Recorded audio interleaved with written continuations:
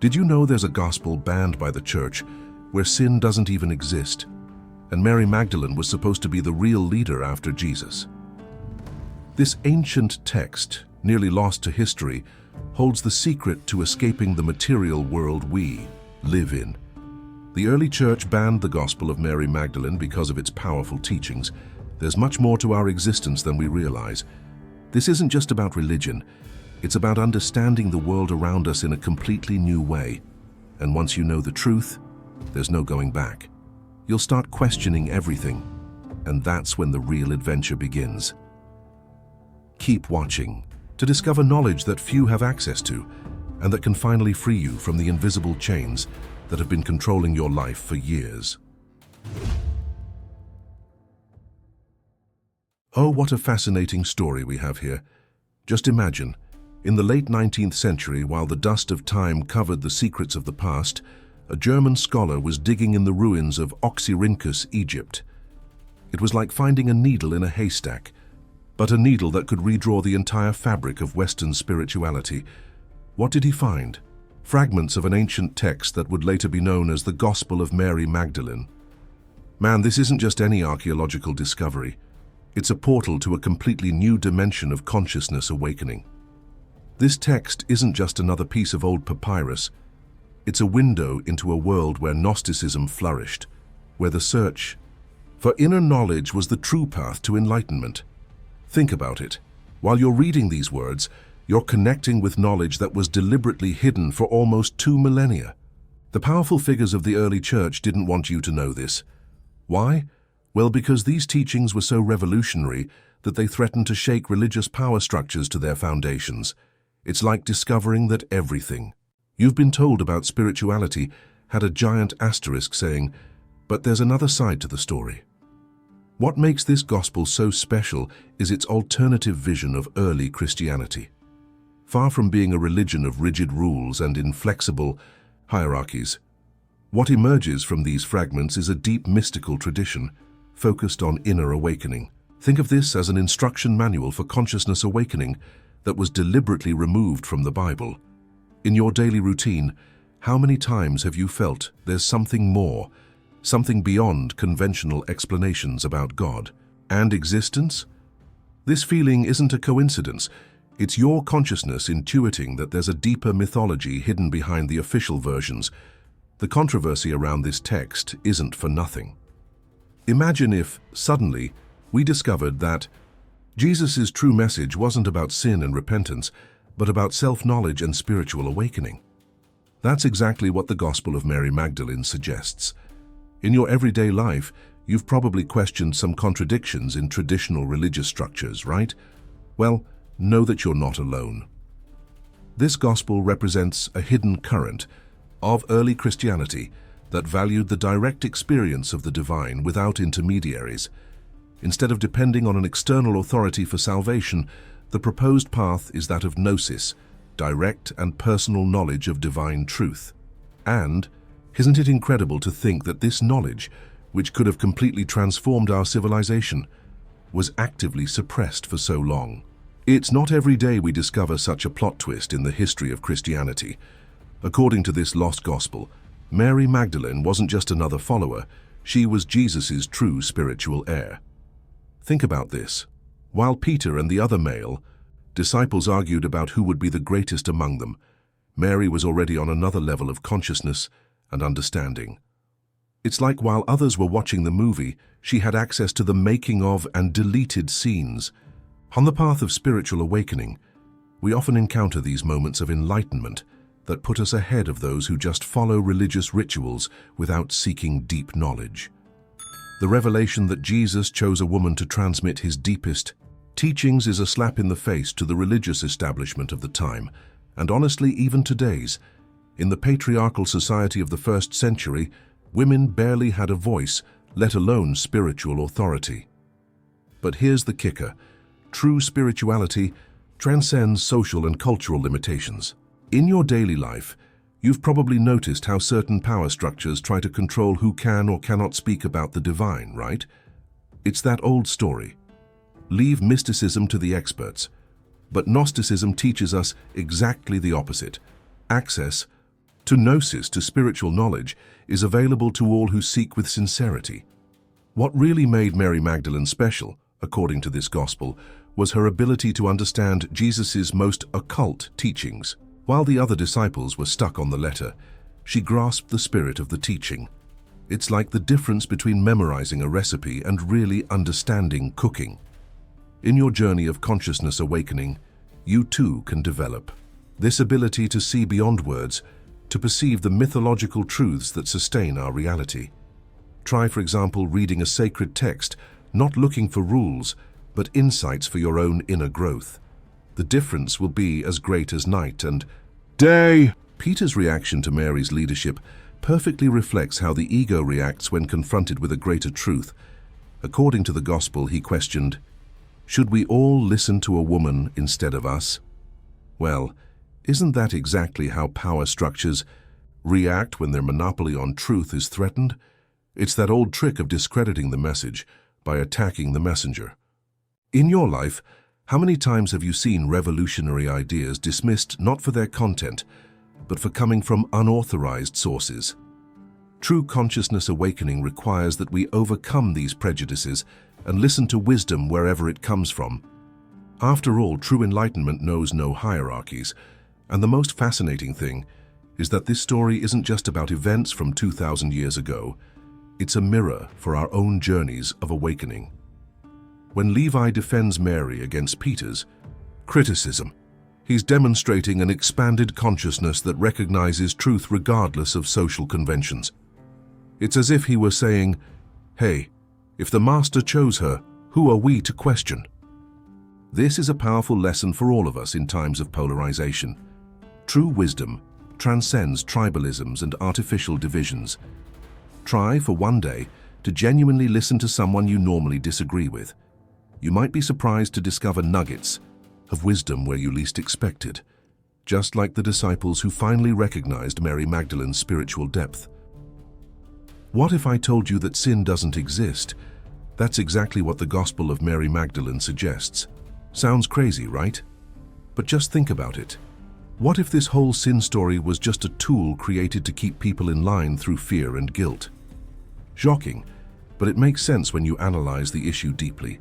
According to this Gnostic text, Jesus supposedly taught that the notion of sin is a construction, a mechanism of social control disguised as spirituality. In your journey of consciousness, you've probably noticed how the fear of divine punishment prevents many people from questioning dogmas and seeking a direct connection with the divine, haven't you? What if, instead of living obsessed with rules and fearing eternal punishment, we focused on self-knowledge and spiritual awakening? The banned gospel suggests exactly that. Jesus didn't come to create another control system, but to free people from the chains of ignorance. That changes everything. Instead of asking, "Is this a sin?" the question becomes, "Does this contribute to my spiritual growth?"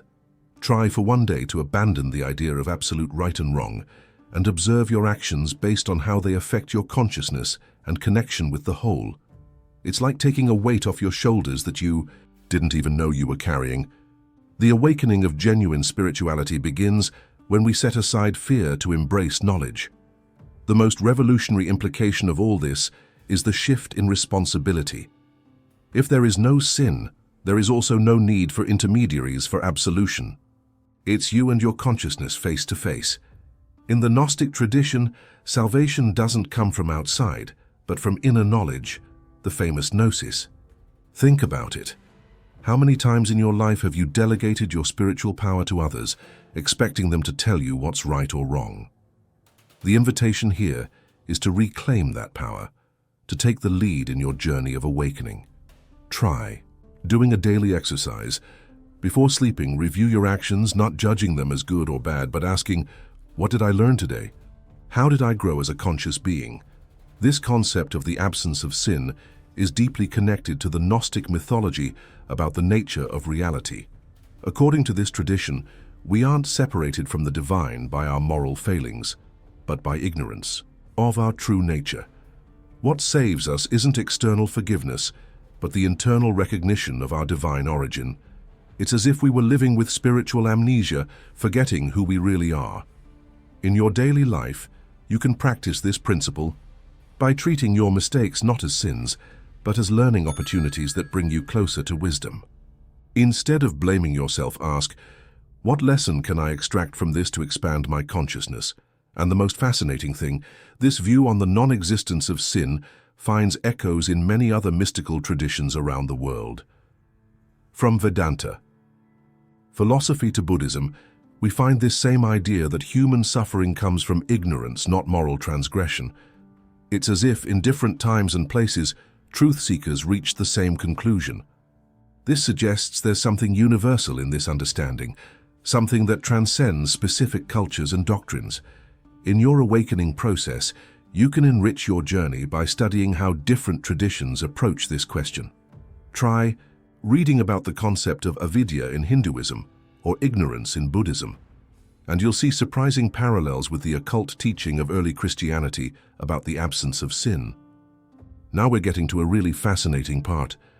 According to the Gospel of Mary Magdalene, this entire solid world around us is actually one big illusion. Yeah, sounds like science fiction, right? But this idea is at the heart of ancient Gnosticism. The text suggests that everything we experience, from majestic mountains to our own bodies, has a deep connection and originates from the same divine source. And even more incredible, one day, everything will return to that source. It's like we're living inside a great cosmic dream, where the separations we perceive are only temporary. In your everyday life, have you ever had those moments of meaningful coincidences that seem to indicate a deeper connection between all things? Well, know that these synchronicities might be windows into a more fundamental reality. This view, that the material world is transitory, brings incredible liberation. Think about it. If all this is temporary, why do we get so attached to things? Why do we suffer so much with inevitable changes? The awakening of consciousness begins when we realize that true reality exists beyond what our eyes can see. It's like that feeling when you wake up from a very vivid dream. For an instant, you realize that you had completely identified with a reality that you now recognize as illusory. You can practice this principle in your daily life by observing your material attachments. Try asking, when faced with each intense desire for some object, will this still matter 100 years from now? Will this possession define who I really am? Understanding material illusion naturally leads us to question, if this isn't real, what is? According to the Gnostic mysticism tradition, the only true reality is pure consciousness, the direct knowledge of the divine. It's as if we were wearing foggy glasses that prevent us from seeing things as they really are. The path to enlightenment consists of gradually cleaning these lenses, allowing us to see beyond appearances. A daily practice that can help in this process is contemplative meditation. Set aside 5 minutes a day to simply observe your thoughts passing by without identifying with them. Over time, you'll begin to realize that you are not your thoughts, you are the consciousness that observes them. And the most interesting thing is that this vision doesn't lead us to despise the world, but to see it from a higher perspective. If everything is connected and comes from the same source, then everything has its purpose and meaning in the great cosmic design. It's like watching a movie knowing it's a movie. You can get emotional with the story without completely losing yourself in it. This understanding brings incredible inner freedom. In your routine, practice seeing difficult situations as temporary scenes of a great spectacle. Ask yourself, what lesson can I learn here? How does this experience contribute to the awakening of my consciousness? This change in perspective can completely transform your relationship with life's challenges. This idea that everything will return to the source also brings profound comfort in the face of humanity's greatest fears, like death and impermanence. If we are, in essence, part of this universal consciousness, then we never really cease to exist. We just change form. It's like water that evaporates from the ocean to form clouds, falls as rain, and eventually returns to the sea. In its cycle of transformation, water never stops being water. To integrate this understanding into your life, try observing the natural cycles around you. The seasons, sunrise and sunset, the rhythms of growth and rest. Everything in nature teaches us about this dance between manifestation and dissolution. Bible controversies aside, and isn't it incredible to think that the deepest teachings about reality were hidden in a banned gospel for almost 2 millennia? Wow, this is where things get really mind-blowing. Imagine this, a text nearly 2,000 years old saying things that only now modern science is beginning to confirm. Isn't that jaw-dropping? The teachings from the Gospel of Mary Magdalene about the nature of reality seem to be in perfect harmony with some of the most mind-blowing discoveries in quantum physics. While ancient Gnostics talked about the illusion of the material world, here comes modern science telling us that at the subatomic level, solid matter simply doesn't exist. It's all energy, vibration, probabilities. Well, if that's not a case of scientific awakening confirming mystical wisdom, I don't know what would be.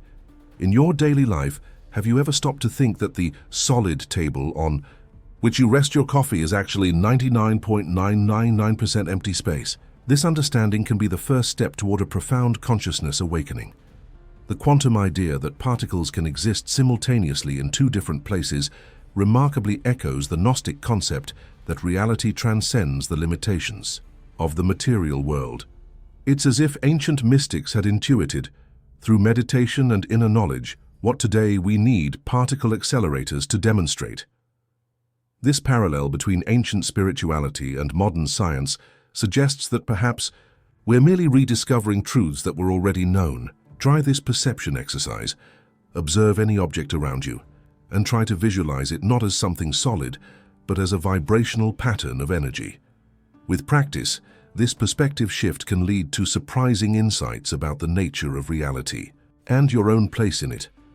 And what about this crazy idea that distant particles can communicate instantaneously, as if the space between them didn't exist? Physicists call this quantum entanglement, and it's so strange that even Einstein was blown away. But for the Gnostic tradition, this makes perfect sense.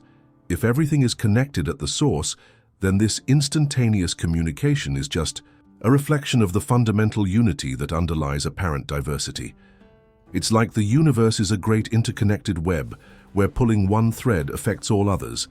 In your life, you can explore this interconnection through the practice of conscious compassion.